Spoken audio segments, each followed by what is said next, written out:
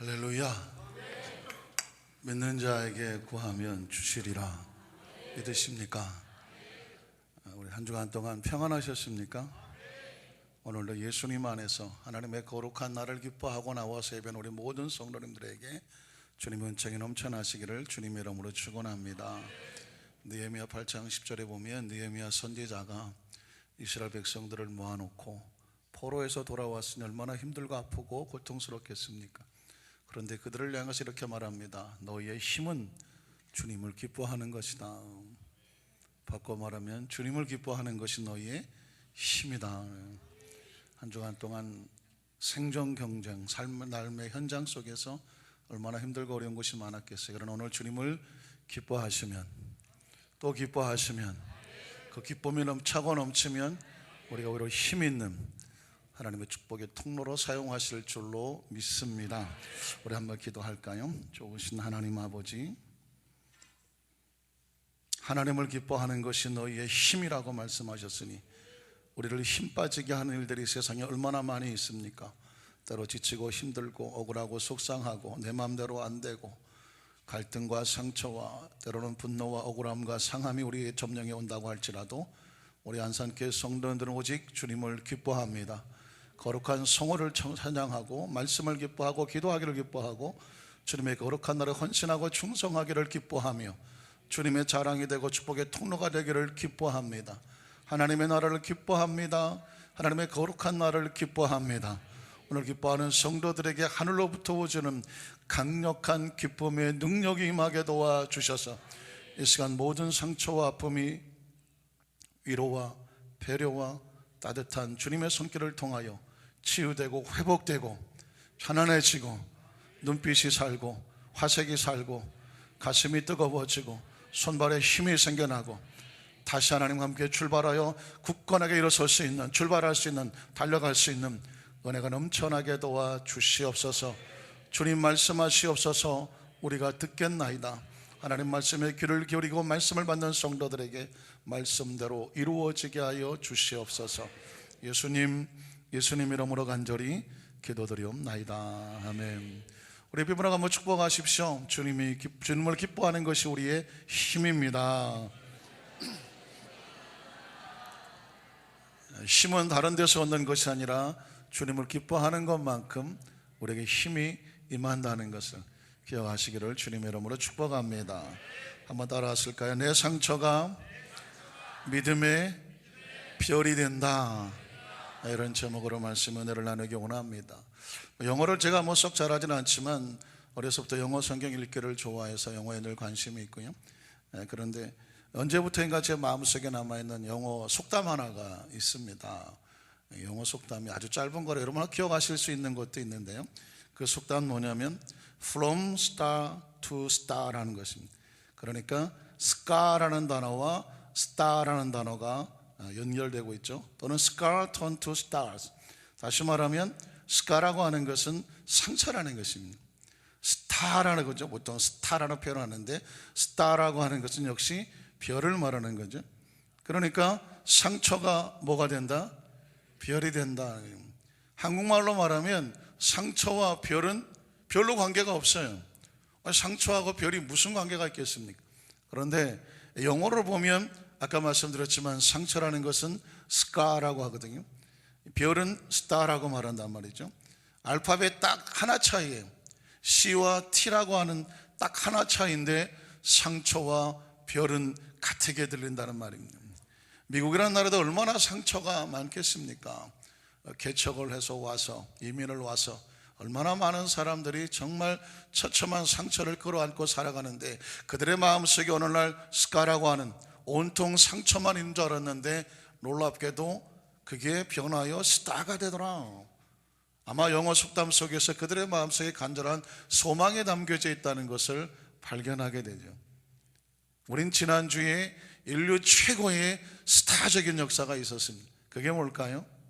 예수 그리스도의 부활이라고 하는 것입니다. 인간의 최고의 상처는 바로 죽음이거든요.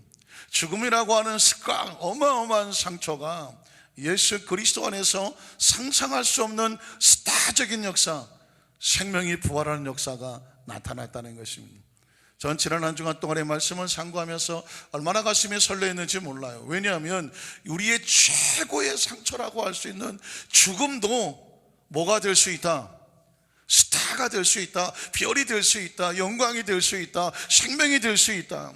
예수님의 부활의 사건은 바로 죽음이라고 하는 최초의 처참한 상처를 뒤집어서 별이 되게 하고 영광이 되게 하고 생명이 되게 하는 부활의 사건을 통해서 우리에게 엄청난 메시지를 주시고 계시기 때문입니다. 죽음도 별이 될 수 있다면, 영광이 될 수 있다면, 부활이 될 수 있다면, 생명이 될 수 있다고 한다면, 저와 여러분이 이제껏 살아오면서 알던 모르던 가슴속에 남아있는 엉망진창적인 크고 작은 상처도 절망과 좌절하고 낙심할 이유만은 없다. 왜냐하면 예수 그리스도 안에서, 믿음 안에서 하나님의 소망은 뭐냐? 그 상처가 변하여 뭐가 되기를 원하신다? 별이 되기를, 영광이 되기를, 생명이 되기를 원하시는 줄로 믿습니다. 성경 속의 믿음의 선배들이 그랬습니다. 그들도 우리와 같은 혈과 육을 가진 사람들이라서 실수도 있었고 실패도 있었고요, 상처투성이었어요. 그런데 놀랍게도 그들이 하나님 안에서, 믿음 안에서 놀랍게 그 상처들이, 바로 그 상처들이 별이 되어지는, 영광이 되어지는 축복의 모습을 발견하게 됩니다. 우리는 첫 번째로 아브라함의 상처가 믿음의 별이 되는 모습을 한번 살펴보기를 원합니다. 여러분, 창세기 12장 1절로 4절에 보면 하나님께서 아브라함을 향한 바람은 이런 것이었어요. 어떤 걸까요? 야훼께서 아브라함에게 이르시되 너는 너희 고향과 친척과 아버지 집을 떠나서 내가 내게 보여줄 땅, 하나님 마음이 보이십니까? 내가 너에게 네 미래에 너의 삶 가운데 난 이렇게 만들어주고 싶다라고 하는 하나님의 바람이 있죠. 어떤 바람일까요? 2절을 보면 내가 너로 큰 민족을 이루고, 아브라함의 바람이 아닙니다. 하나님의 바람이죠. 내게 복을 주어, 아브라함이 구하지 않습니다. 하나님이 주시고 싶다는 것입니다. 내 이름을 창대하게 할 것이니, 아브라함이 원한 것이 아닙니다. 하나님께서 아브라함을 선택하여 원하시는 것입니다. 그리고 이렇게 만들어 주시겠다는 것입니다. 너는 복이 될 것이다. 3절에 보면 너를 축복하는 자 축복과 함께하니 내가 복을 내릴 것이고, 너를 저주하는 자 복을 걷어찼으니 내가 저주할 수밖에 없을 것이며, 땅의 모든 족속이 누구로 말미암아? 바로 너로 말미암아 복을 얻게 될 것이다. 4절에 보면 그래서 이 아브라함이 하나님 말씀을 따라갔고 롯과 함께 갔으며 아브라함이 나를 떠날 때에 나이 75세였다라고 합니다. 이게 하나님의 바람이. 왜 이 말씀이 중요하냐면, 하나님께서 하나님의 사람을 선택하여 만드셨을 때 왜 나를 선택하셨을까? 왜 하나님의 자녀 삼으셨을까? 하나님의 마음은 이런 거예요. 다른 말로 바꾸면 난 너로 하늘의 별처럼 같은 존재가 되게 만들기를 원하신다는 것입니다. 그러나 인간이라는 것이 얼마나 연약합니까? 아브라함도 그 말씀 그대로 살지는 못했었어요. 그래서 아브라함의 생애 속에 보면 하나님 보시기에 부끄럽고 안타까운 상처를 가져오게 됩니다. 여러분, 창세기 12장 10절로 15절에 보면 우리가 익숙한 본문이긴 하지만 그 땅에 기근이 들었으므로 아브라함이 가나안 땅에 거류하지 못하고 어디로? 보기 좋고 살기 좋고 눈에 좋은 애굽에 거류하려고 그리로 하나님의 허락도 없이 내려가게 되었습니다. 이는 그 땅에 기근이 심하였기 때문이라고 말합니다. 11절에 그가 애굽에 가있을 때에 그의 아내 사레에게 말하되 내가 알기에 그들은 아리따운 여인이라. 12절에 보니까 애굽 사람이 그들을 볼 때에 이르기를 이는 그의 아내라 하여 나는 죽이고 그들은 살릴 것이니, 13절에 오나간데 그들은 나의 누이라고 하고 자기를 뭐라고 불러요? 오빠라고 불렀습니다. 그러면 내가 그대로 말미암아 안전하고 내 목숨도 살고 당신 목돈도 말미암아 보존될 거라고 말했습니다. 14절에 보니까 아브라함이 이르렀을 때에 애굽 사람들이 그 여인이 심히 아름다움을 보았고, 15절 바로의 고관들 그를 보고 바로 앞에 칭찬하였으므로 안타깝게도 아브라함의 생각과 계산과 전혀 다르게 그 여인을 그 사례를 바로의 궁으로 이끌어들였더라. 뒤집어 말하면 아브라함의 계산과 정반대로 아내 사례를 어떻게 했다는 거예요? 빼앗겼다는 것입니다. 16절로 20절에 보면 그 안타깝지만 그런 처참한 모습 속에서 오히려 이에 바로가 그로 말미암아 아브라함을 후대함으로, 자 보십시오, 아브라함의 능력으로 사례가 구원된 것도 아니고 아브라함의 살아남은 것도 아니었습니다. 어떤 역사가 있었습니까? 아브라함 후대함으로 아브라함이 그 양과 소와 노비와 암순하게 낙타를 얻었더라. 17절에 보니까 야훼께서 아브라함의 아내 사레일로 바로와 그 집에 큰 재앙을 내리셨습니다. 누가 개입을 했습니까? 하나님이 개입하셨다고 성경은 정확하게 기록하고 있는 것이죠. 바로가 오히려 아브라함을 불러서 이렇게 말합니다. 네가 어찌하여 나에게 이렇게 하였느냐? 내가 어찌하여 그를 아내라고 내게 말하지 아니하였느냐? 19절에 내가 어찌 그를 누이라 하여 내가 그를 데려다가 아내를 삼게 하였느냐? 네 아내가 여기 있으니 이제 데려가라 하고 20절에 보면 바로가 그 사람들의 그 일을 명하며 그들이 그와 함께 그의 아내와 그의 모든 소유를 보내었더라. 여러분, 이 구절을 통해서 알 수 있는 것은 뭐냐면 하나님께서는 직접 아브라함을 하늘의 별 같은 존재로 만드시겠다고 말했지만 아브라함은 자신이 선택한 애굽에 내려갔다가 망신도 개망신을 당한 것이니 그 아내 앞에서, 그 애굽 사람들 앞에서 하나님의 사람이 엉망진창 수치를 당했다고 하는 것입니다. 우리가 너무 익숙한 본문이거든요. 우린 그래서 이렇게 말하기 쉬워요. 아이고, 믿음의 사람이 그래, 그 애굽 땅에 그게 거기에 보기가 좋아서 거길 내려가서 가나안 땅에서 기근이 있다고 할지라도 믿음으로 버텨야지. 아마도 우리는 아브라함에게 그렇게 손가락질을 할 수도 있을지 모르겠습니다. 아니, 그렇게 우리는 성경을 그렇게 접근했을지도 모르겠어요. 그런데 제가 이번에 말씀을 묵상하다가 보니까 깜짝 놀랐어요. 아브라함 입장이 돼보기로 했었어요. 그 사람의 입장이 한번 돼보는 것이었습니다. 아브라함은 왜 그랬을까요? 왜 그 아내에게 자기를 오빠라고 부르라고 말하고, 그리고 왜 가나안 땅이 아닌 저 애굽에 내려가자라고 그렇게 했을까요? 그것은 아브라함이 가장이었기 때문에 그래요. 여러분, 여성 동지 여러분은 대한민국, 아니 전 세계 남자들의 가장의 심정을 아십니까? 그 기근이 있는 땅에서 나는 좀 못 먹어도 괜찮아요. 그런데 누가 못 먹는 것을 못 봐요? 우리 남자, 우리 안산교회 성도 남자 이런 분위기가 아닌데. 아니, 기근이에요. 나는 믿음이 있어서 나는 뭐 며칠 굶어도 괜찮아요. 그런데 누가 굶는 꼴은 못 봐요. 마누라 굶는 꼴은 못 보지. 처자식 굶겨 죽이는 건 못 본다니까요. 아브라함에게 왜 애굽으로 내려갔냐고 한번 물어보세요. 아브라함이라고 해서 왜 그 하나님 말씀하신 그 기근이 있는 가나안 땅에서 버티고 싶지 않았겠어요? 그러나 다른 남자들은 모르겠지만, 내가 대한민국 남자들인지 모르지만 대한민국 남자는요 절대로 처자식 굶어 죽는 건 못 봐요. 때려 죽여도 못 봐요. 여러분, 이건 정말 비참한 겁니다.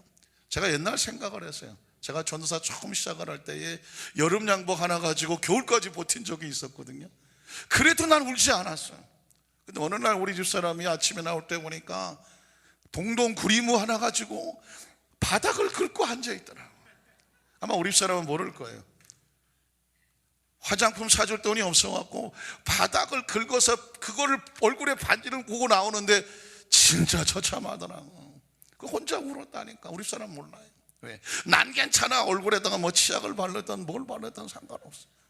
마누라 얼굴에 동동구를 바를 게 없었고 바닥을 쳐서, 아마 제가 보기에는 아브라함의 입장이 그랬을지도 몰랐어요. 내가 왜 애굽에 내려가느냐고. 난 괜찮아. 네, 마누라 굶기는 꼴을 못 보겠네. 자식도 없단 말이에요. 아마도 아브라함은 안타까운 결정을 했을 거예요. 그리고 그 아내를 데리고 내려갔어요. 나한테 오빠라고 말을 했습니다. 어떻게 말하기는 아브라함은 저만 잘 살려고, 왜 저만 잘 살려고 그랬겠어요? 대한민국 남자는 절대로 저만 잘 살려고 그러지 않는다. 누구랑 같이 산다? 마누라하고 같이 사는 거죠. 아멘 하시죠.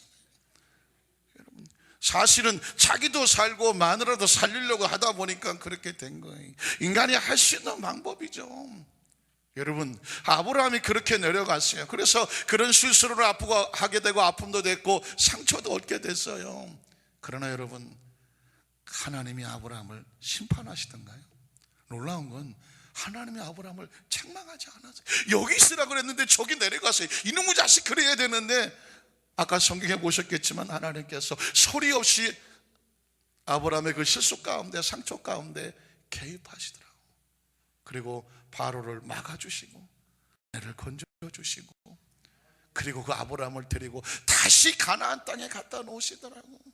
우린 여기서 놀라운 사실 하나 발견됩니다. 우리 때로 실수할 수 있어요. 실패할 수 있어요. 부끄러울 수 있어요. 그런데 뭐냐면 그 상태에서 돌에 맞아 심판받는다면 살아남을 사람 아무도 없단 말이죠. 그런데 하나님께서 아브라함을 기다려주시더라. 그 심정을 헤아리세요. 그가 잘했다는 게 아닙니다. 다시 일어설 수 있도록, 회복할 수 있도록 하나님께서 아브라함에게 기다려주시고 기회를 주시더라는 것입니다.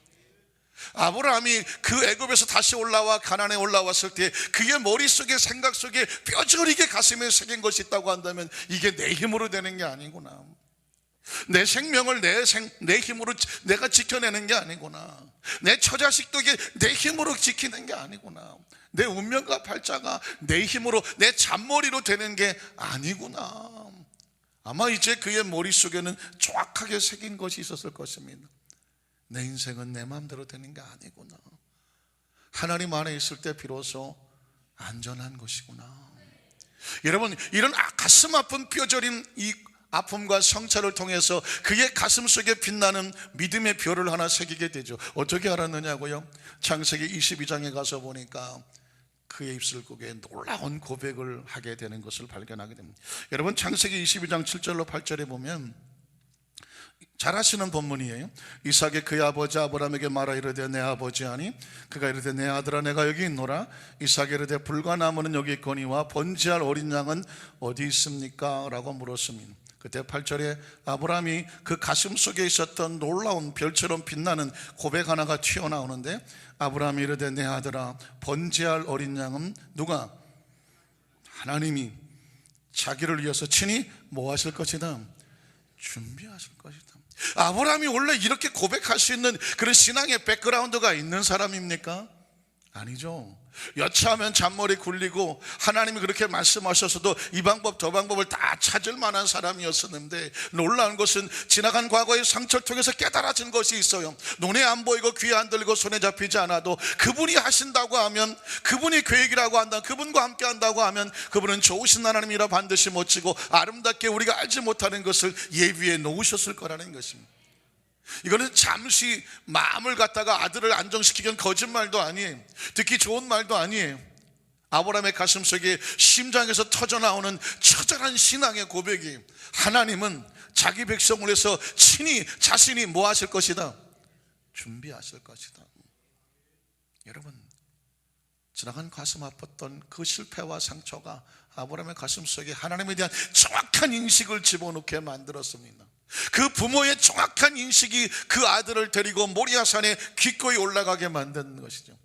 오늘 사랑하는 안산교회 모든 성도들의 가슴 속에, 심령 속에 이 말씀을 통해서 도전받고 싶은 것은 뭐냐면, 우리도 지나간 과거에 상처 있어요, 슬픔이 있어요, 실수 있어요, 누구한테 말도 못할 부끄러움이 있어요. 그러나 기억하십시오, 그걸 통해서 하나님이란 존재를 우리 마음속에 뼈저리게 새길 수 있다고 한다면 그 성찬은, 그 아픔은 그 어느 것과 바꿀 수 없는 놀라운 믿음의 별이 될 줄로 믿습니다.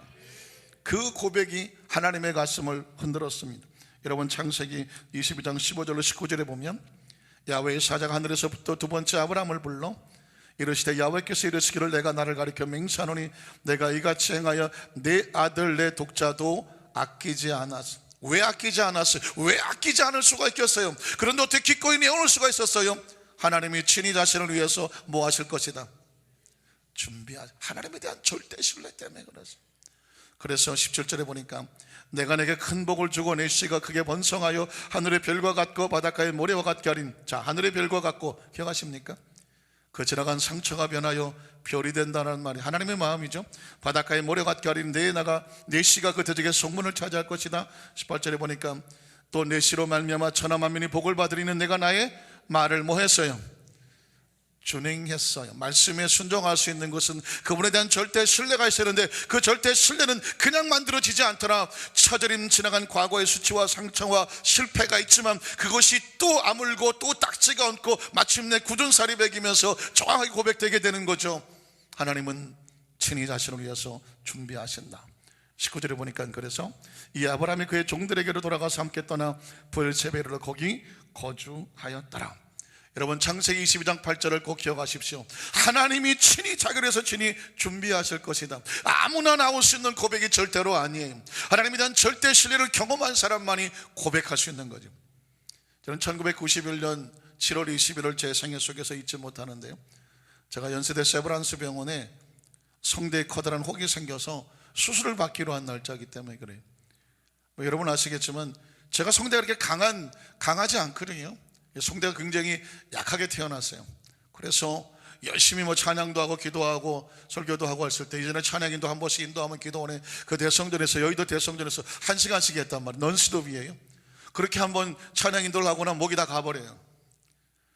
이 목이 점점 약해지기 시작하니까 뭐 설교하다가도 뭐 목이 막 가버리고, 찬양 인도하고 또 뭐 제목 기도 인도 2시간씩 하다 보면 뭐 중간에 목이 다 가버려요. 제가 찬양할 때 보면 약간 바이브레이션이 좀 심하잖아요. 많이 좋아진 거예요, 이게. 그런데 그 성대가 약해서 그랬거든요. 근데 결국 올게 오고 말았어요. 말을 할 수가 없어요. 어느 정도까지 갔냐면 이렇게 마주 보는데 말이 안 나올 정도에서, 일종의 실어증 같아요. 말하고 싶은데 말이 안 나와요.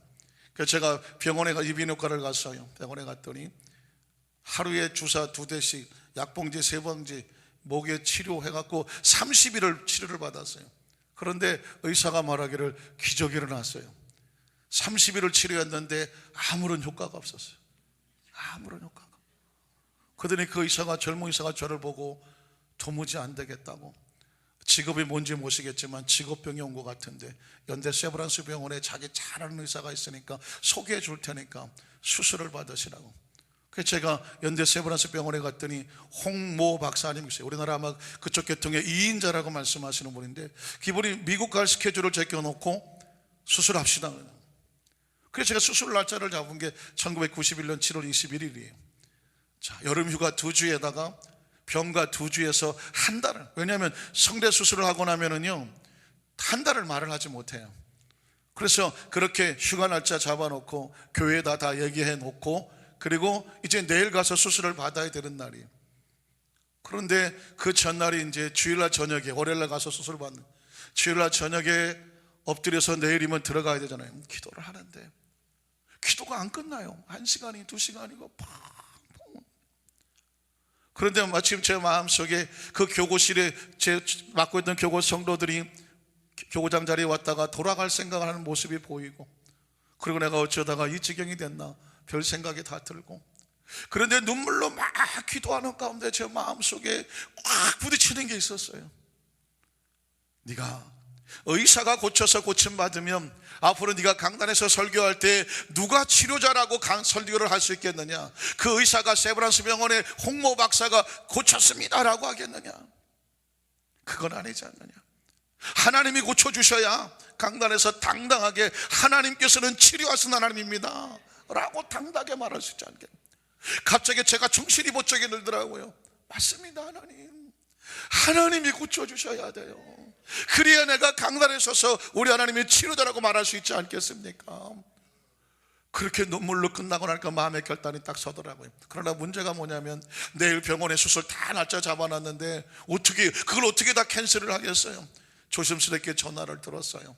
그리고는 담당자에게 내가 내일 수술 받을 사람인데 혹시 수술 안 받으려고 하면 어떻게 하면 좋겠습니까? 그랬더니 그분이 화끈하더라고요. 안 오면 된다고. 안 오면 된다고. 제가 그 수술 날짜 받기까지 수간원 통해서 연결시켜주고, 그 박사님이 그 미국 가는 스케줄도 캔슬하고, 그래서 정말 무슨 VIP 오는 줄 알고 날짜를 잡았는데, 그래서 그걸 어떻게 캔슬할까 굉장히 가슴 아팠는데 아주 간단하더라고요. 뭐 하면 된다고요? 안 가면 된다고. 그래서 안 갔지. 안 갔어요. 그리고 화요일날 교회에 출근을 해서 깜짝 놀랐죠. 아니 무슨 병가 내고 휴가 낸 사람이 화요일날 출근을 하니까 왜 병원에 수술하느냐고. 하나님이 고쳐주실 것을 믿습니다. 그리고 목요일날 기도원 성령대망에 올라갔어요. 찬양이도 제가 하겠다고 그랬어요. 아니 왜 그러나 이 사람이 막 한 20분 하니까 목이 확 가버리더라고요. 그런데도 눈물로 1시간을 찬양 인도를 했어요. 중간에 쪽지가 올라오더라고요. 바꿔드릴까요? 바꿔드릴까요? 아니 한다고. 그래 눈물로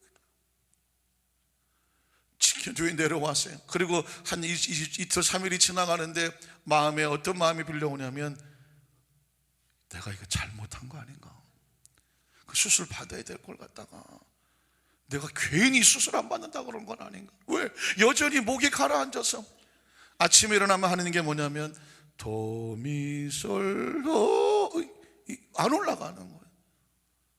여러분 성대 아파본 사람 아시겠지만 이게 도미솔도 하고 올라가야 되는데 도미솔로 이게 갈라지면 오늘도 안 나오는 거예요. 얼마나 절망인지 몰라요. 그러나 제 마음속에서 하나님이 고쳐주셔야, 하나님이 고쳐주셔야 하나님이 하신다고 말한다 믿었어요. 이게 안 되면 내가 어떻게 강단에 설교하겠냐. 그리고 일주일쯤이 지나갔어요. 아침에 일어나면 제일 먼저 뭐 한다고요? 도미솔 이건 아니구나. 그런데 일주일이 지났는데요, 도미솔 도레미 올라가는 거예요.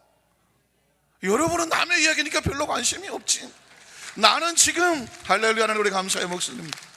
아니, 그러니까 한 옥타브 위에 도, 레, 미, 화까지 올라가는 건 그 전에 화솔도 안 올라갔는데, 너무 전문적인 내용 여러분은 잘 모르시지만 그런 줄 아시면 돼요. 올라가는 거. 그 제가 어쭈구리 목이 나오네. 그리고는 너무 조심스러워서 아무 소리도 안 했어요. 그리고 잠잠하게 있어요. 그 다음날 일어나서 도미솔도레미 올랐어. 화장실 가서 팍 질러봤어. 그랬더니 쭉 올라가는 거야. 그래도 말을 못했어. 혹시 컨디션이 잠깐 좋아서 나왔나 싶어갖고 한 3일을 4일을 계속 아침마다 발성을 하는데 소리가 나와. 비로소 내가 하나님 고침을 받았구나. 그때 우리 사람한테 얘기를 하고 주위 사람들에게 얘기하고 감사한 것은 뭐냐면, 그날 이후로 너무 감사한 것은 목이 쉬는 법이 없고, 너무 많이 마셔서 목이 식었다면 하나님께 감사의 박수 드리겠습니다. 너무 많이 제가 목을 어쩔 수 없어 갖고 목이 쉬더라도 다음날 일어나면 목이 깨끗하게 고쳐지는 거예요. 그날 이후로 전 여러분 지금까지 한 번도 이비인후과를 가본 적이 없어요. 그때 깨달아진 것이 있었습니다. 맞습니다. 그 이후로 제 강단에 서서 이렇게 설교하는 거예요. 하나님께서는 우리의 모든 질병을 치료해 주시는 하나님입니다. 어떻게 아느냐고요? 제가 체험했잖아요. 제 상처투성이의 성대 얼마나 많이 목이 쉬었고, 저는요 성대에 좋다고 하는 거 안 먹어본 게 없어요. 여러분 잘 아시잖아요. 용각산 뭐 대놓고 얘기하는 뭐 미놀, 트로키, 뭐 홀스, 무슨 한가마니는 먹었을 거예요. 맨날 이빨이 혓바닥이 벌겋거나 펄해서, 홀스라는 사탕을 먹으면 어떻게 돼요? 혓바닥이 벌겋거나 펄해서. 감초도 먹어보고요, 계란에다 아침마다 뭐 참기름 해갖고 식초 떨여서 그걸 먹으면 좋다고 그래갖고 또 그걸 얼마나 처먹었는지도 몰라 나는. 하여튼 목에 좋다는 건 다 갖다 먹었어요. 그걸로 나아지지 않더라고. 수술로 나아지지 않더라고. 제가 수술하려고 그러니까 어느 목사님이 전화가 왔어. 김 목사 수술하지 마. 왜요? 왜? 나 수술 날짜 다 잡아놨는데. 나는 수술하다가 피가 너무 많이 나와서 덮었어. 야, 수술하다가 피가 너무 많이 나와서 덮었대. 이게 수술하라는 얘기야 말라는 얘기. 그리고 여러분 성대 수술이 얼마나 위험한지요. 만약에 잘못되면 말을 못하는 거예요. 그러니까 사실은 절체절망의 처절한 상황일 수밖에 없었어요. 이건 하나님이 고쳐주지 아니하시면 할 수가 없는 상황이었어요. 감사한 것은 하나님께서 그 상처투성이고 연약한 투성이를 회복을 시키시고 고쳐주셔서 지금 이 순간까지 91년도면 언제? 2001년도, 25년 정도 넘었잖아요. 제가 그런 간증을 기도원에서 몇 번 한 적이 있는데, 어떤 성도님이요, 정말 전도 열심히 하는 성도님이 제가 그전에 섬기던 교회에 오셔서, 이건 뭐 주일마다 서너 명씩 전도를 해오시는데, 그분이 이런 간증을 하더라고요. 그분이 기도원에서 제 설교를 듣다가 간증을 들었는데, 그분이 이렇게 얘기해요. 목사님, 하나님이 말씀으로 쓰시는 종은, 그분 얘기예요. 그분 얘기. 저는 전혀 제 의사가 없는 거예요. 하나님이 말씀으로 쓰시는 종은 다 한 번씩 성대를 고쳐주신다네요. 여러분 관심이 없으니까 별로 관심이 없죠. 저는 막 눈깔이 동그래졌다니까. 아니 그분이 그러는 거예요. 목사님, 한국 교계에 말씀으로 쓰시는 목사님들은요 다 성대에서 고통을 당했었는데 하나님이 치료하고 쓰신대. 아니 여러분 벌써 아멘이 그게 마음에서 나오는 아멘이 아니야. 우리 김영대 장로님 마음에서 나오는 아멘 하지, 마음에 없을 땐 아멘. 그분 얘기는, 그래서 그분이 교회를 못 정했었는데 그 간증을 듣고 제가 먼저 섬기던 교회로 오셨다는 거예요. 그리고 1부부터 7부까지 예배를 드리니까 아무 때나 막 전도만 하면 그분이 전도하는 게 한 달에 30명이 넘어요. 자, 그 얘기를 한 얘기가 뭐냐면 하나님이 제가 결단하는 거 결정하는 게 맞았다는 얘기를 그분을 통해서 듣게 된 거예요. 하나님이 사용하시려면 하나님이 고쳐서 사용하신다는 것은, 오늘 말씀은 오늘 일대에서 끝내야 될 것 같아요. 말씀을 정리하려고 합니다. 이유는 뭐냐면 오늘 상처 없이 사는 사람이 없잖아요. 지금 저와 여러분이 지나간 삶 속에 있는 어마어마한 상처들이 얼마나 많아요. 뒤집어 생각하세요. 그 상처가 별이 될 수 있어요. 하나님이 고쳐서 사용하신, 하나님이 바꿔서 사용하신다는, 하나님이 치료해서 사용하신다는 것. 여러분의 머릿속에 생각 속에 왜 난 이런 가정에서 태어났을까? 왜 난 이런 부모를 만났을까? 왜 자랄 때 난 이런 환경이었을까? 많이 배운 사람도 있겠지만 나는 이렇게 배우고 싶었는데 못 배웠을까? 우리 집은 왜 이렇게 가난했을까? 나는 이렇게 병이 들었었을까? 난 원하는 것마다 왜 내 생각대로 되지 않았을까? 인간적인 관점에서 보면 다 상처예요. 아픔이에요. 어쩔 수도 없는 상황이에요. 그러나 기억하십시오. 아브라함도 그 어쩔 수 없는 상황 속에서 처자식은 굶기지 않아야 되겠다는 각오를 가지고 내려갔었지만, 그러나 그가 그 과정을 통해서 하나님을 경험하면 되는 거예요. 그 상처 속에서 함께 하신 하나님께서 그 상처가 변하여 하나님은 누군지를 발견하게 했습니다. 아브라함은 자기 백성으로 친히 준비하신 하나님, 저는 제 가슴 속에 자기 백성을 치료해서 사용하신 하나님, 여러분의 하나님은 어떤 하나님이십니까? 그 아픈 상처들이 변하여, 그 아픈 상처들이 변하여서 하나님을 경험하고 나면요 자신 있게 말할 수 있게 돼요. 우리 하나님은 축복의 하나님이다. 나 같은 사람이 처절한 절망이었는데 이 가난이 변하여서 축복으로 바꿔주셨다. 우리 하나님은 지혜의 하나님이다. 난 배운 것이 별로 없는 것 같았는데 어떤 대학원 박사보다 뛰어난 지혜를 주셔서 올바른 판단을 할 수 있으며 알게 해주셨다. 하나님, 나의 마음속에 용서를 주셨다. 정말 쳐 죽이고 싶은 것 같던 원한이 내 가슴에 있었는데 그 사랑이 나를, 내 마음을 녹여서 이 분노가 사그러치고 그를 용서하게 만들었다. 난 이제 누구를 만나더라도 용서의 하나님을 증거한다. 어떤 질병의 고침을 받더라도 여러분 병에서 나아봐야 치료자 하나님을 간증하지 않겠습니까? 우리 하나님께서는 이렇게 병을 고쳐주셨어요. 우리 젊은 청년들에게 좋은 대학 나왔으면 좋겠지만 그러지 못할 때도 있어요. 좋은 스펙이 없을 수도 있어요. 그러나 그런 사람을 더 사용하여 주시면 그건 내가 된 것이 아니라 누가 하신 거예요? 하나님이 하신 것이죠. 그래서 하나님을 자랑하고 증거하게 되는 것입니다. 그래서 여러분, 상처를 상처로 내버려두면, 원망하고 불평하면 나를 무너뜨릴 수밖에 없지만, 비록 내 가슴이 아픈 상처 같지만 더 처절하고 절박해지면 놀랍게도 그 기도가 능력이 있는 것입니다. 여러분, 제가 왜 예수님이 생명이라고 첫날 여러분에게 말씀을 나눌 때 간증했던 기억하시죠? 아무리 기도해도 반응이 없던 유방암 말기에 있었던 그 여자 성도님, 이제 나도 목회가 여기가 끝인가 보구나. 죽음이란 절망 앞에서는 기도도 안 되는구나. 그런 처절한 절망 앞이 저 가슴에, 제 가슴엔 또 상처였어요.